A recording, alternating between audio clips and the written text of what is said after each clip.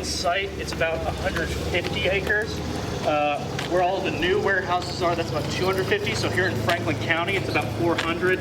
I'm not for sure how much land they own where the last 20 are going to be built. I'd have to guess it's around 250 acres as well, but I don't know that for certain. That's all out in Laurel County, and the only reason they started building them out in Laurel County is they couldn't buy any more land here in Franklin County. So yeah, it's down in Laurel County, closer to where the cooperage is. So, yeah.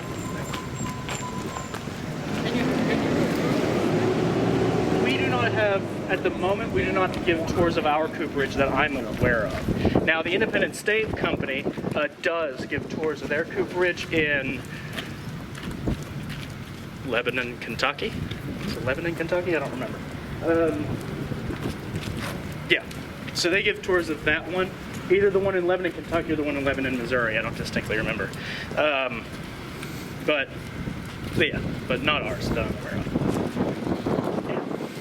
Now, as we round this corner here, we'll get a good look at this warehouse. This is Warehouse I. This is the second aging warehouse that Albert Blanton had built after Prohibition. A few interesting things about Warehouse I. It's one of the tallest vertical aging warehouses we have on site. It's got 9 floors of barrels, aging right here. It can hold a little bit less than 50,000 barrels, and it's made out of these concrete bricks. Now, it's got pretty thick concrete brick walls, which means that it's more heavily insulated than thin clay masonry bricks that they use for Warehouse C, and certainly more heavily insulated than some of the metal-sided warehouses we have on site. That means that this building is going to heat up, it's going to cool down a lot slower than some other aging warehouses, and that will affect the way the whiskey ages.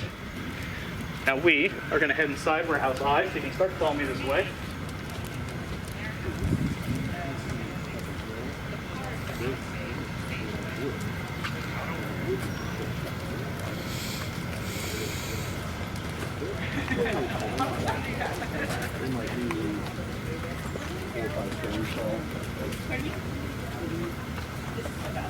Everybody in my group will go ahead and step into this little annex here.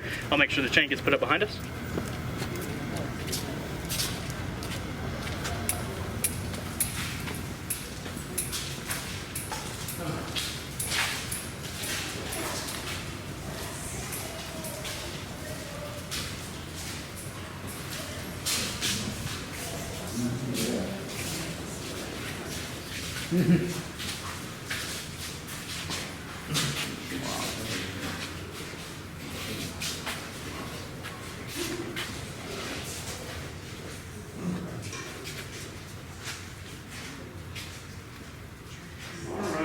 So this little annex that we're in right here, this used to be where they would stage the barrels for bottling in our craft bottling halls.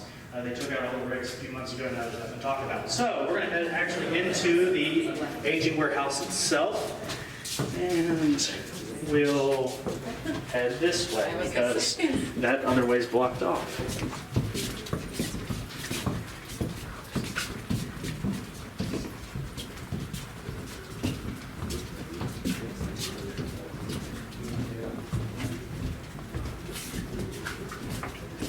I'm going to stand under this light bulb.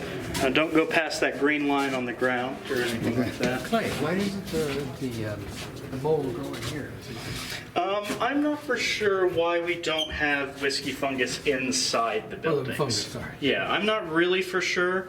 I don't know. Concentration too high? Maybe it might be that it gets a little too concentrated. I really don't know. It could also be, well, I would say it's maybe because they washed the walls, but you can see they didn't do that. Yeah, I don't know. I really don't. I mean, you get some fungal growth here, as you can see, with on the wood and everything, but I don't really know why it's not whiskey fungus. So, I don't know. Natural light, maybe? Maybe. No, it's pretty sun adverse. Because if on Warehouse C, the northern side of the building is a lot darker than the southern side. So it's generally pretty light averse. You also saw there was a big spot of whiskey fungus on this side of the building. There used to be a tree there. So where the tree would block the sun. So I don't know. It's not a very well researched fungus.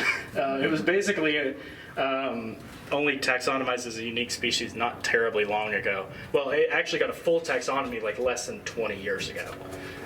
Basically what happened was people were like, well, this isn't a mold, it's not toxic, we don't care anymore. So they kind of quit funding research for it.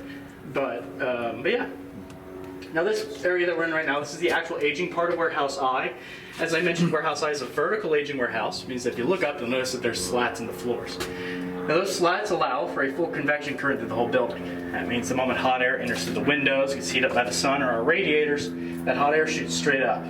Top floors up there, they tend to get hot, tend to stay hot. However, they also tend to stay relatively dry. But, much like your attic, because all the hot air is right there, the moment it starts cooling down outside, hot air goes away immediately. So those upper floors are going to have pretty wild temperature swings throughout the days, which means that the upper floor barrels, the whiskey is going to pull more of the extractive flavors out of the barrel. However, since it's generally hotter up there, generally drier up there, we can't age them as long up there. We're going to really only age those barrels about 3 to 6 years before they start getting too solventy, maybe too tannic. So after 3 to 6 years, we'll go ahead and bottle those barrels up. Now the middle floors, they tend to have a more intermediate temperature, more intermediate humidity, tend not to have as wild of temperature swings. So we can age bourbon for a more intermediate amount of time, 6, 7, 8, 9 years or so. That's going to be stuff like Buffalo Trace, E.H. Taylor Small Batch, Weller Special Reserve. That tends to age around the middle floors of the warehouses. Down here though, gets cool, stays pretty humid, stays pretty much the same temperature all day long. So we can age bourbon for a lot longer down here, 10, 12, 15, 20, 23 years on these lowest floors. That's going to be all of our old age statement products, Eagle Rare, Van Winkle labels. That's going to be aged down here. Now speaking of the Van Winkle products, this building, this warehouse I, this is where a lot of the first batch of Pappy 15 we distilled aged in. A lot of those barrels aged down here, but if you were to walk into the warehouse at that time, you wouldn't have seen a whole lot of Pappy barrels. Because as I mentioned at the very beginning of the tour, Pappy and Weller are made from the same mash bill. So we don't have any barrels that say Pappy on them at all. We have a whole lot of Weller barrels. Now what makes a Weller barrel a Van Winkle barrel is that Julian Van Winkle III, Pappy Van Winkle's grandson and the progenitor of all the Van Winkle labels, he will come in here, taste test those barrels and say, that tastes like a Van Winkle label.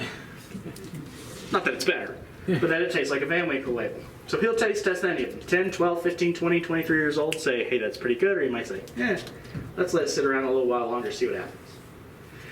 But the real trick for aging product that long is that we are going to lose product over time.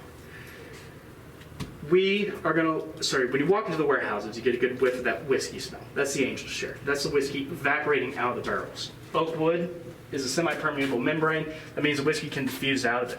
Now, typically in our climate, the water in the whiskey will usually diffuse out a little faster than the alcohol does. So for us, proof usually goes up, even as the level in the barrels go down. We can make up some of that volume if we add water to change the flavor. However, alcohol gets out as well. That is completely lost product. So we're going to lose anywhere from 3 to 5% of our product to evaporation alone every year, which means that around about 4 years, you're going to lose about a quarter of your product. 9 years, you're going to lose over a third. 18, you've lost well over half. Pappy 23 barrels are pretty much empty. There was 1 year they pulled 68 barrels to be Pappy 23. We averaged 4 gallons per barrel. 7 of those were completely dry. It's a pretty sad day. There were grown men crying on the ground in the pre-age room, but yeah, that's the nature of the beast, you know. You're just not going to have barrels of whiskey sitting around that long in our climate and have a whole lot of it left. That's why these older whiskeys tend to be so much more expensive than the younger ones.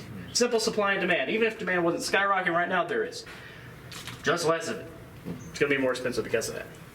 We also have a lot more money in older whiskeys than we do in younger whiskeys, in part because of labor, barrel technicians, warehouse managers, people, making sure these barrels are still sitting around for many years.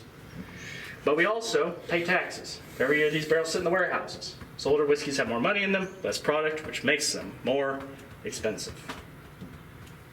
Now, anyone have any questions about? Yes? Do you ever rotate the barrels? Bottom, top, bottom? We tend not to move barrels around as they're aging. Mostly So rotating your barrels, moving them down floors as they age, was a really common thing to do back in the day because you can get a really good, consistent product doing that. Thing is, nowadays, we don't want one consistent product. We want a whole bunch of consistent products. And the way we mostly get our variety here is predominantly through time and location of the warehouse. So as I mentioned earlier on the tour, we don't have that many mash bills. We have one yeast strain, one still, one spec barrel that we use. So if you take mash bill number 1, put that barrel in the upper floors of the warehouses, 3 to 6 years later, probably going to be benchmark. Middle floors, 7 to 9 years, probably going to be Buffalo Trace. Down here, 10 years more, probably going to be Eagle Rare. And through that course adjustment, we can get 3 products from one mash bill, one yeast strain, one still, one barrel. Thing is, we're not working in 1 dimension. We're working in 3. So how deep into the warehouse you are, how close to the center of the warehouse you are, that all affects the flavor of the whiskey. Most of our warehouses are built lengthwise from west to east, which means that as the wind blows off the Kentucky River, it brings nice humid air and sort of a wind tunnel through these buildings. But that means that we have very long southern and northern sides of the building. Here in the northern hemisphere, southern side of the building get a lot more sunlight. This half of the building will be hotter than that half over there. Now you may want to build your warehouse to mitigate that. As I mentioned, it's got pretty thick concrete brick walls. You saw they were light colored bricks, so it's going to reflect a lot of light. The heat it does pick up, it is going to transfer very slowly to the rest of the building.